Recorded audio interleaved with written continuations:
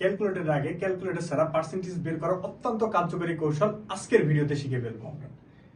দেখো, আজকে শিখবো আমরা 1% কিভাবে বের করে।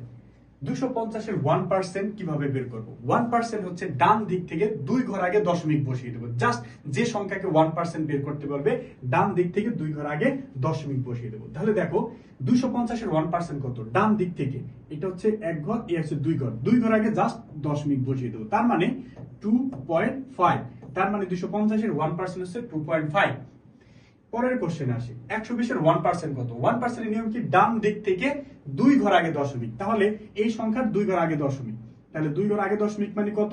এই একটা সংখ্যা, এই একটা সংখ্যা। তাহলে জাস্ট 2 ঘর আগে দশমিক, দুটো অঙ্কের আগে দশমিক বসিয়ে দেবো। তাহলে উত্তর হচ্ছে 1.2। পরের প্রশ্ন দেখো, 52-এর 1% কত? জাস্ট 2 ঘর আগে দশমিক বসিয়ে দেবো। তাহলে 2 ঘর আগে, এই হচ্ছে প্রথম ঘর, এই হচ্ছে দ্বিতীয় ঘর। তাহলে 2 ঘর আগে বসিয়ে দিলে কত হবে? 52 পয়সা। তাহলে 52-এর 1% হচ্ছে 52 পয়সা উত্তর।